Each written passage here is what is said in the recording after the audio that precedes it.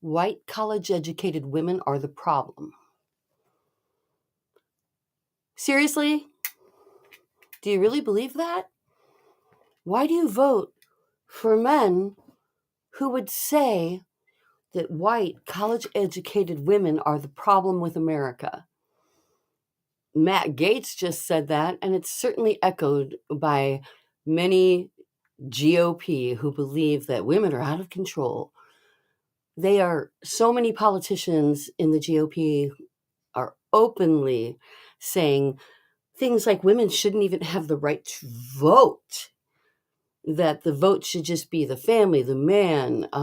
This whole, why are you, MAGA women specifically, why are you telling your daughters to not get educated?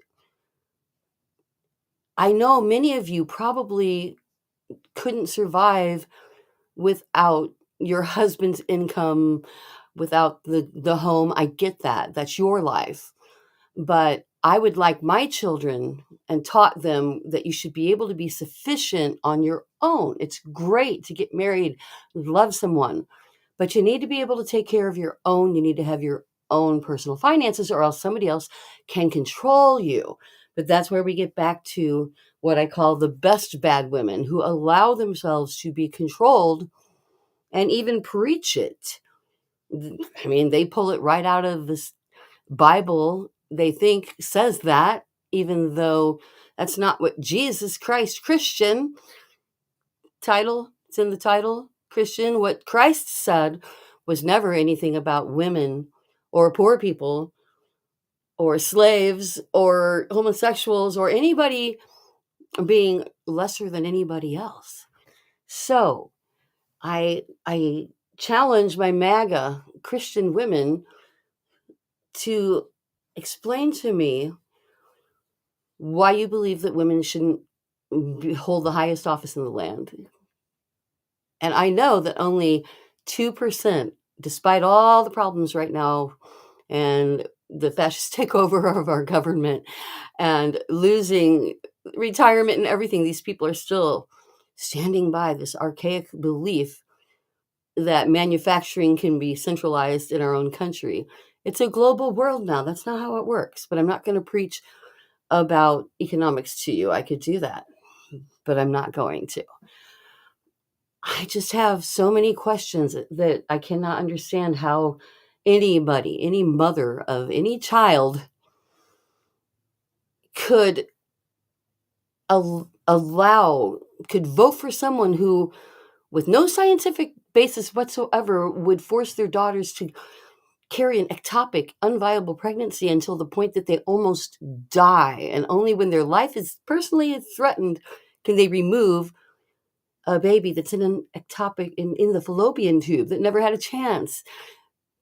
There are laws against that now. Doctors are scared to do simple, like I had a non-viable pregnancy removed after it died. It was 11 weeks long. I don't know what happened. My baby passed away. They immediately did a DNC. And today I'd have to go get a court order. I'd have to wait. I'd have to get, they'd have to subpoena doctors and records to make sure the fetus was actually deceased before I had the DNC. And it's like, it was already traumatic enough. And this was on Christmas Eve, no less. So as someone that's been there, I don't understand, but I want to know your position. But I implore on you, MAGA women, to think really hard about your children's future. I know in the immediate sense, you feel like you have to vote for the same party you always have, for the party of your husband. You fear divorce, you fear beating, you fear recrimination. There's so many reasons to fear, and that's the point. We need to set our daughters and our granddaughters up to live in a world, and our gay friends and everybody else who's not cisgender, to have a world where they feel safe, where they can also exist, where we don't care. You can care all you want, but we don't stop them from living their life, where we're not assholes. Just not being assholes. That's pretty much what I think Jesus Christ taught. I'm the daughter of a Methodist minister, and I don't claim to be a Christian, but I don't claim to not be. I say I'm everything or nothing. I believe in the universal force of love and goodness and kindness, and I will fight for that in this world. But I will also not force my daughter, which I don't have, but if I did, to bear the child of a rapist. And I ask MAGA women, why would you do that? Why would you force your daughter to bear the child of incest or rape? And the answer is always, well, my daughter wouldn't be victimized by incest, certainly. And my daughter won't be raped because I'm a good mom, dad, whatever. I will protect my child. And I'm here to tell you, as a childhood sexual assault survivor with a wonderful Norman Rockwell style family, that it can still happen. I'm out to change the language of society with my book, Call It Assault, that comes out June 1st. Sorry for the late start today. We were actually revising the cover and a new subtitle and everything because I just got out of a seminar with Jack Canfield last week, the largest best-selling author of self-help books in the world, both the Chicken Soup for the Soul series and also the Success Principles. And he gave me some invaluable advice. So working on that, and it's out. It's important to me to change the language that we use. So we're going to have to do that to stop women from being victimized. But in the meantime, we've got to enact consent laws that are in keeping with our experience. So for one thing, like I said, my book is titled Call It Assault, and that's because everyone calls it sexual abuse. When you rape somebody, that's an assault. If I punch you in the face, did I commit face abuse? No. Are you going to file face assault charges or face abuse charges? You're going to file assault charges. I'm going to have to put face on there. Assault is assault. So if you don't consider rape assault, I don't know what it is. And every medical professional I've ever talked to and people for this book, everyone agrees. They're like, wow, why didn't we think of this? And it's like, I know. Call it assault. And it will change a lot of things because perception is based on words. It's based on language. When you call something abuse, it doesn't seem as bad. You can abuse a puppy, but kicking it across the room is assaulting a puppy. You can abuse a child. You can call them names. That's still a verbal assault, in my opinion. But forcing your penis into somebody is rape, and rape is assault. So we need to call it assault, and we need to vote in ways that support our children's future, not just preserve our present. And I feel like I've found in my work as a neurolinguistic practitioner that because I work with couples and I can tell who can't be saved. If the person who was not the rapee, if the partner can't get over somehow blaming their partner for what happened to them in childhood, then there's no hope, there's no future. And I find conservative men are more likely to not understand and to have archaic views about women and sex. And those are the people you're voting for. You're voting for people who don't believe in climate change, though their houses are blowing by. Parts of Missouri, southern Missouri, have two tornado warnings a month on average, and it gets worse as you go southeast. I'm not going to preach climate change to you, but I am going to say you need to vote for people that are responsible. You need to set aside your fear of what recrimination is going to come upon you and think about the entire future of your children. Because I know so many women feel trapped right now. They feel trapped by their party. They feel trapped by the dissonance between their spouses. You know, frankly, I wouldn't have a spouse. And that's part of this whole thing right now. National studies show that women, and that's part of that, back to the top, white college educated women will not date a conservative. Conservative men are having a hard time finding women. They're convincing their wives to talk their daughters out of going to college and instead hosting major events where they get together as teens and try to marry them off to somebody and get them right on the track as somebody controlling them, making those babies. But I can tell you as a neurolinguistic practitioner who's studied brain growth and function that anybody's brain is not fully developed until roughly the age of 25 years old. And so what you're doing is not allowing a person to grow their own judgment skills, just throwing them right in. And you know what? That's the plan. That's the design. That's the patriarchal plan that has worked for a very long time. Subjugate women, marry them off young, tell them who they're going to marry, do it by alliance, and then they trick us into saying, oh, it's culture. It's culture. Respect other people's culture. It's like, I'm terrified about American culture right now, but I'm still even more concerned about the women all over this world that have no choices. I mean, in India, lots of women still get just set on fire. It's not legal, but nothing happens. Nothing serious. It's always her fault. I'm so tired of women voting against women. So I'll go back to the top and ask you again, why do you vote against your own best interests? And if the answer is out of fear, then I encourage you to become your own superhero in your own life and in your families and in your daughters and your granddaughters, your daughters-in-laws. And you step up to the plate and say, I'm not going to vote against women's rights. I'm not going to force women to carry the child of incest or rape. I'm not going to make a woman almost die from pregnancy complications because some man with no knowledge of science has decided that they have to have their own life in jeopardy first, despite all scientific evidence to the contrary. This is becoming archaic and barbaric. And we will end up in a civil war if we don't come together. And the men aren't going to do it. Let's just be real. It's not in them.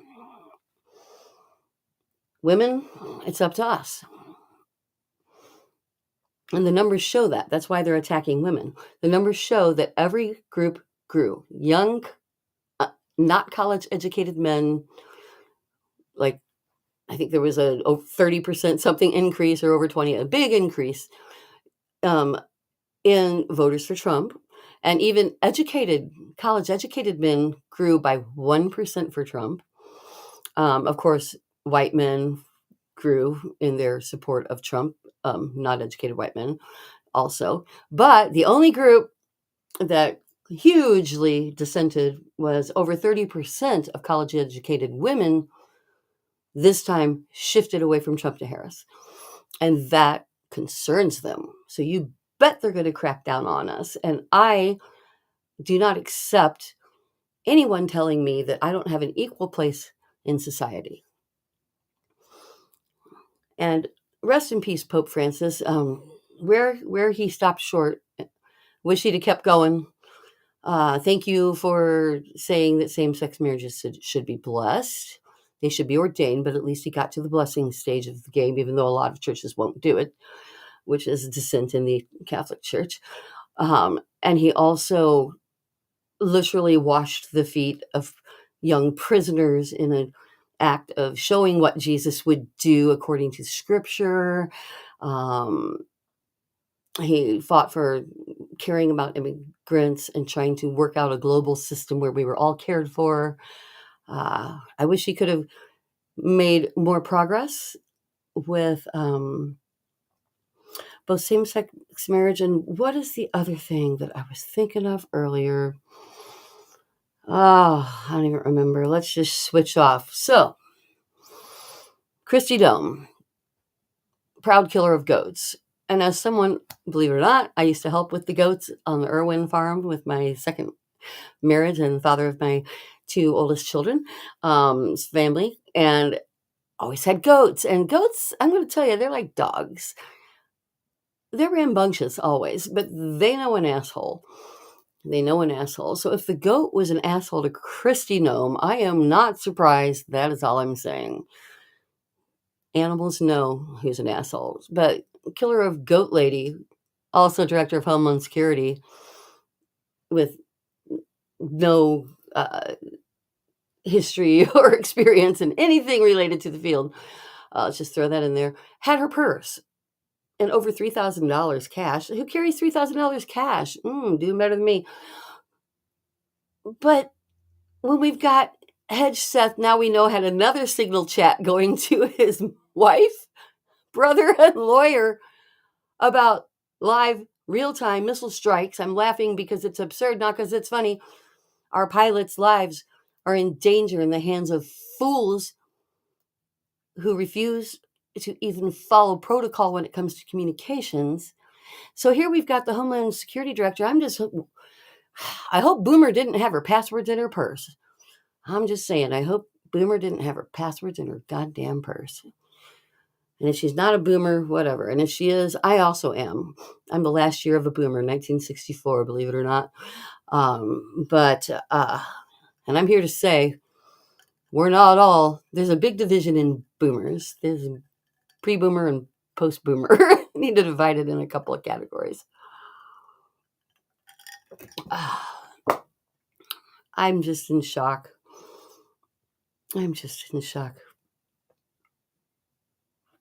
When we've got people in office, I think, isn't it Florida's lieutenant governor saying women shouldn't even have the right to vote? Then he backtracked out of it, but he clearly said it in a meeting. No reason to have women vote, muddy up the waters. Let's just give it to the man, keep you a united front for the whole family. And I'm like, I'm not supposed to curse anymore, but F you, F you, F you, F you, and F you comes to mind in a whole lot of ways. Just saying. So, those nasty women talk. I was just here to say, I have a name, Linda K. Gifford, and I will fight. I will go and I will take my sign. Here's my rally sign. Those nasty women talk. And you know what the other side says? I made a flip side. Need a purple marker still. It says, we are all people. No right, no left. The full party. Forward, united in light and love. And I actually made a Facebook page called The Full Party. Forward, united in light and love. And it was like, it's not that I wasn't serious, and not that I was. I just thought this should exist. And that was like last year or a couple of years ago. And now I'm like, you know what? Let's do it. Let's come together from both sides of the aisle. Let's be rational adults.